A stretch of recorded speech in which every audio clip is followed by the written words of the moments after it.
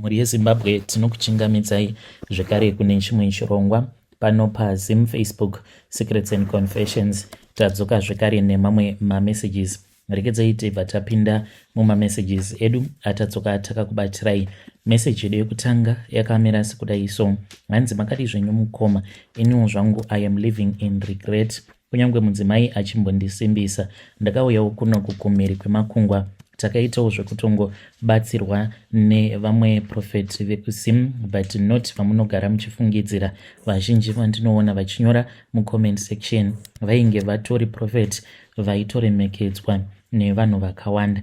Zvakaitika mukoma kuti tinge tichizouya kunoku. Ndakatanga kushanda sagadhina wavo profeti ndisina mari yandainge ndichimbopiwa. Saka ipapo ndakati ndadzingwa basa, ndakangonzwirwawo utsinye nevamwe avo vatainge tichishanda navo vakabva vagadzira nyaya. Saka pane mumwe mukomana uyo wandaishanda naye wandaitrusta ndisingatozivi kutoti naiyewo ainge atori muchikwata chevanhu vainge vachida kuti ndinge ndichidzingwa basa. Zvadaro ndakabva ndachizobvuma kuitiswa madhiri because ndini ndainge ndiri driver. Then ndokubva tachizotanga kuita madhiri, izvo ndaitopota ndichitorekodhewa. Aipota achinditora mavideos ndichisangana nemaclients mamwe atainge tichirova nawo mareverse deal. Ndokubva ndachizodzingwa basa. Ndakati ndadzingwa basa ndikabva ndachizotanga kuenda kumba kwavo profeti ndichingonoitawo mabasa so that Mwari vange vachizondiropafadza like seed offering, but ndichishanda kumba kwaprofeti ndisina senti randainge ndichimbopiwa. Saka ivo vakazofadzwa nemashandiro avo andainge ndichiita. Ndakabva ndachizotanga kushandako permanently zvekuti ndainge ndava kutopiwa mari. Ndakabva ndachizonzi sezvo vainge vatenga plot, vainge vachida munhu anoshandako kuplot nemhuri yangu, takatanga kugarako kuplot kwaprofeti kuya. Tainge tichishanda mukoma zvekuti takarima fodya vakaita mari yakawanda. Saka pane pamwe apo mudzimai wavo paakazomboenda kuvacation vakabva vati ndainge ndichifanira kuti ndinge ndichiuya kumba kwavo. Ivo havana kuenda kuvacation because kwainge kuine vamwe pastor vekuNigeria vainge vachiuya muZimbabwe, saka vainge vachida kwekusvikira ndokubva vachizouya kumba kwavo profeti ivavo. Vakagarako mukoma kwemazuva akati one day. Nerimwe zuva pakabva pachizouya vamwe vasikana. Vasikana ava vakauya, I can say kuti maybe vainge vari maform 1, but ndakati ndakavatarisa vasikana ivavo vaita sekunge vainge vari very confused, vasingazivi kuti vainge varipi, zvichiratidza kuti vakatopiwa madrugs. Vakabva vachizotorwa ndokubva vachizopinda navo mumba. Vasikana ivavo vakazobuda vava kuchema, vakatorwa nemabodyguard kune kwavakazoendeswa, but vachiri vapenyu zvavo vasikana vacho ivavo. So ndozvandakaona mukomanashi. Ivo profeti vakazotovhunduka, but vakatondiona asi vakazovhunduka mushure mekunge vabuda mumba. Vakabva vati, ko wanga uri pano here nguva yose iyi? Ndikabva ndati hongu, ndanga ndiri pano. Vakabva vati ndanga ndichifungidzira kuti waenda iwe. Saka tumwe tuvasikana tukauya pano, watikuona here? Ndikati hongu.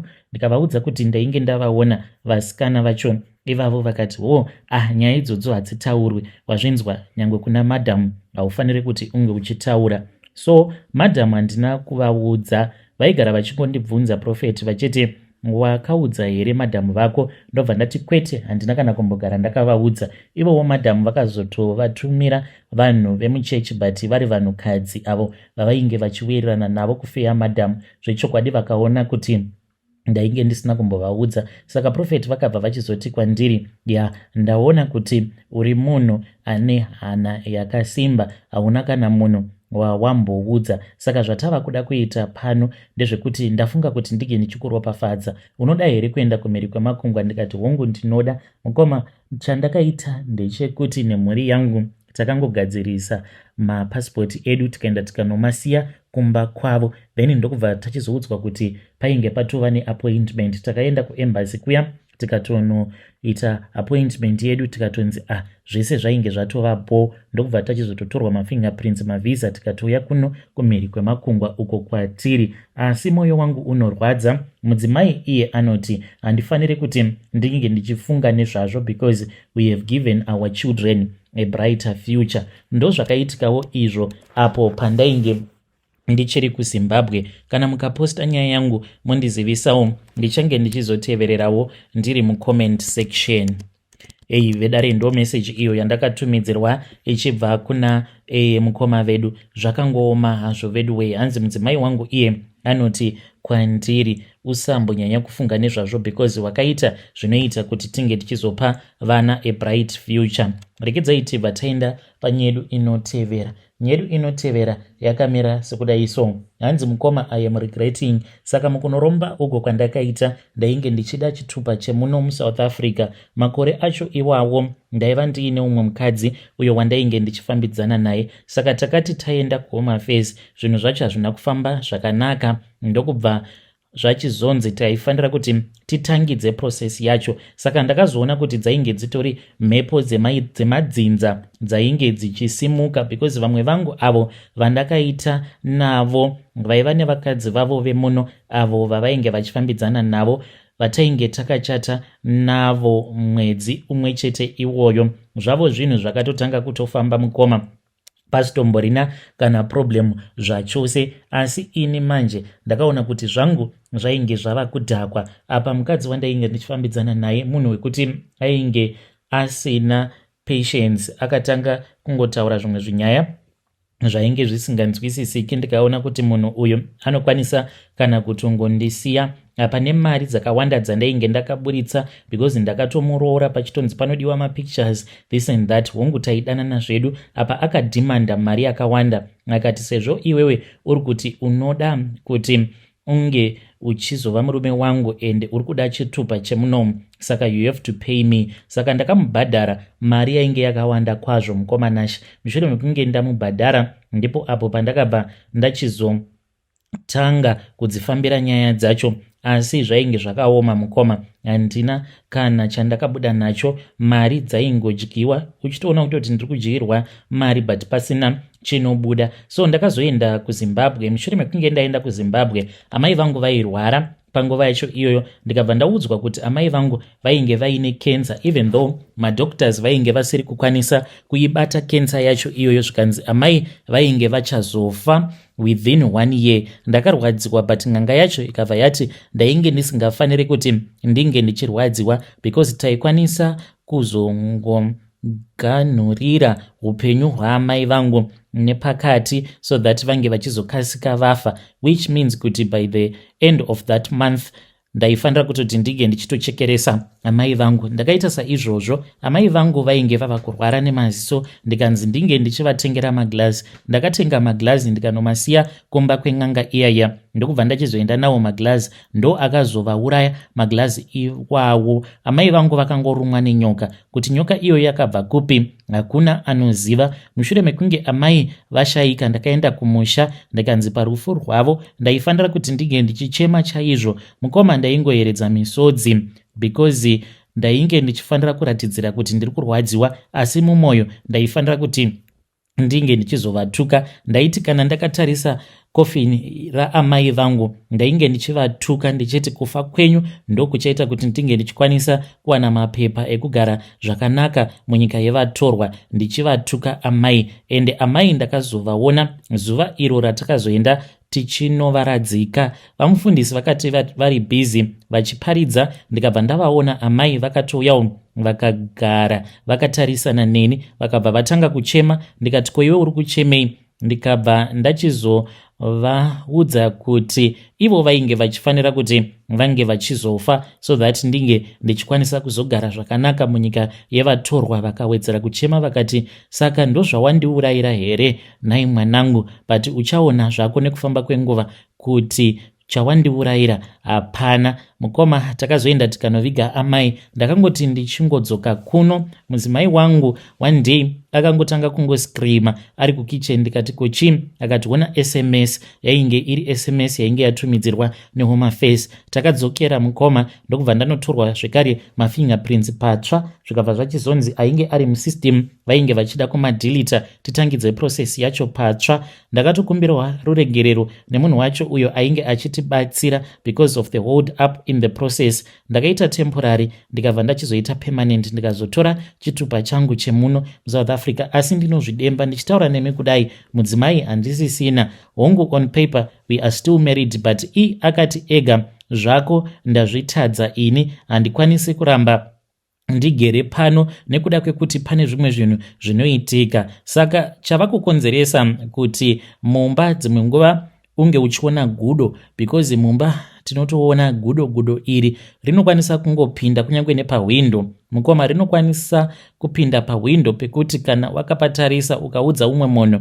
anenge asingazvizivi kuti wakaromba, anokwanisa kuti unonyepa iwe. Gudo iri, it is your pet, rinongopinda chero nepai zvapo ende rinoita zvarinenge richinzwa kuda. Saka gudo iri rinotaura neni, but uyu mukadzi wangu ainge asingatozvizivi kuti gudo racho rinototaura neni. Saka dzimwe nguva aizomuka pakati peusiku onzwa ndichitaura naro gudo iroro, then obva andibvunza kuti ko chii chiri kuitika. Ndobva ndamuudza kuti ndiri kutaura naro, ndiri kuudza kuti ringe richienda, ndichazoita zvarinenge richida kuti ndige ndichiita. Saka ndina kukwanisa kumuudza kuti rainge richida mwana wedu, kuti tinge tichichekeresa mwana uyo watainge takazvara tiri vaviri nemudzimai wangu. Iyewo akazoita give up, akati ina handichazvigoni. Gudo racho mukoma raikwanisa kana kungogara pamakauch rototanga kana kutoona TV, but ini gudo iri ndinoti kana ndakaritarisa ndinoona saamai vangu.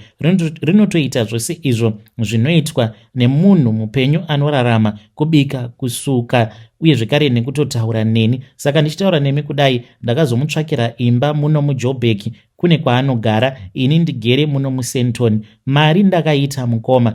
Vanhukadzi ava ndakasvika pakuzviudza kuti ndaneta navo vakadzi. Saka ipapapa ndanga ndiine tarisiro yekuti zvimwe kuda kana ndikazowana wekumusha, maybe kana ndikamuzivisa kuti izvi ndo zvandakaita, anokwanisa kuzozvinzwisisa. Muupenyu hwangu ndakanzi pane vana vose avo vandichazozvara, vana ivavo vanozobuda vakaremara nekuda kwekuti ndakauraya mubereki wangu. Ndichitaura nemi kudai so, ndakanzi iro rinogore kupera kwaro kana kuti muna January pane umwe weukama kusaidhi rekwana amai anofanira kuti ange achizofa, asi ndakaenda kune imwe n'anga ndikabva ndaudzwa nen'anga iyoyo kuti zviri nani kuti ndige ndichinodzosera mishonga yacho iyoyo, zvekare nekurasirira gudo iroro tinge tichizorodza amai vangu mweya wavo, nekuti kana pakawanikwa zvekare umwe munhu anozofa asiri wedzinza rangu, unenge utori mweya wengozi. Ngozi dzacho dzinenge dzichingoramba dzichingowanda. Saka ndikuda advice kubva kwamuri mukoma. When you post my story muzondizivisawo, ndichange ndichizoteverera ndiri mucomment section. Mari yeurombwa inonakidza kwazvo, asi unoidya ine museredzero.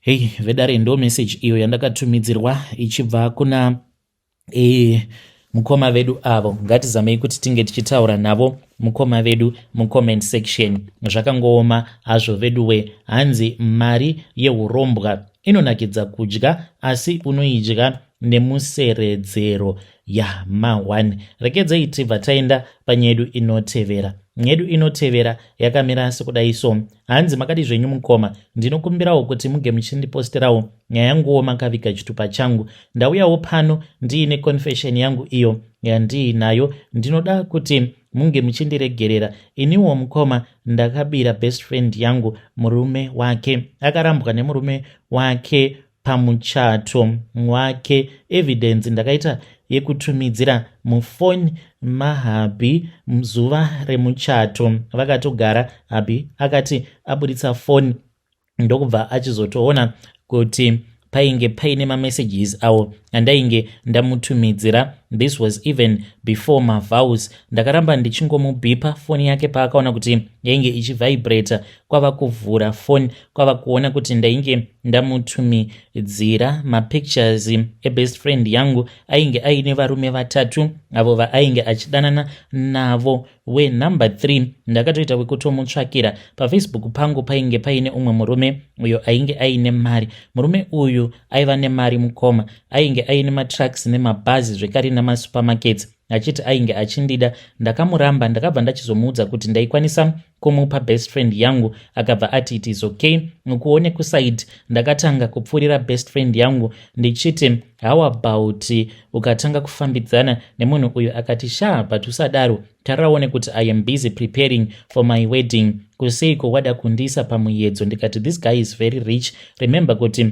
muchibva kuhoneymoon munenge muchida pekutangira, so this guy can give you something good. So vakabva vachizotanga kudanana, ndikabva ndachizoudza that guy kuti iye kana zvechokwadi ainge achida kuzorara neni sezvo airamba achingondinetsa, aifanira kuti ange achiconvinza my best friend kuti wiki iroro before her wedding vange vachimboonana, and they did that. Akamupa mari friend yangu, hapana kana chaakambofunga. Vakatotorana mavideos vakatoita tuma TikTok twavo, maTikTok videos awa vainge vari muhotel akasevwa nemurume wacho iye aingonditumidzira, they were private videos. Then ndakazoti uri musi wemuchato ndikabva ndangoti kuna habi wake, tariraone zvakaitwa nemukadzi wako, I'm so sorry but uri kutongozviroorera zvako munhu achazokunelsa kumberi uko, ende painge patori nemadates mukoma. So then that was when habi paakabva achizotaura nevamwe reverend vainge varipo vaifanira kuti vange vachizovabatanidza.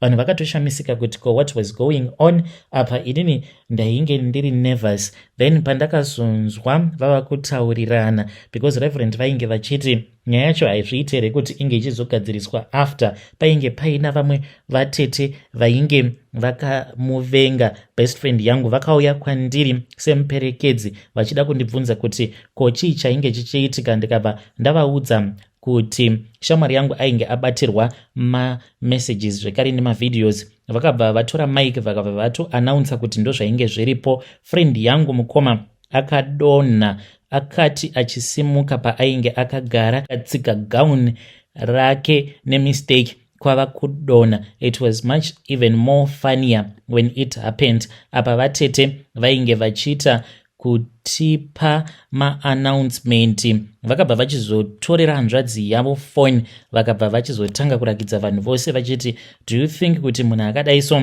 anodeserve a second chance. Vanhu vakashamisika. Apa hama dzahabi dzainge dzichingoti kuna vatete usadaro usadaro. Mukoma ndakafara zvisingaite when he said he could not proceed with the wedding. That was when paakazondipfimba ndikati uya zvako tigarisane, and I am a decent wife kwaari. Mufunge zvenyu zvemusikanzwa takazviisa kumashure. Hey vedare, ndo message iyo yandakatumidzirwa ichibva kuna vanzvadzi vedu. Zvakangooma hazvo vedu we, muri kumboitana seiko nai mabest friends? Ngatitaurei navo vanzvadzi vedu ava mucomment section.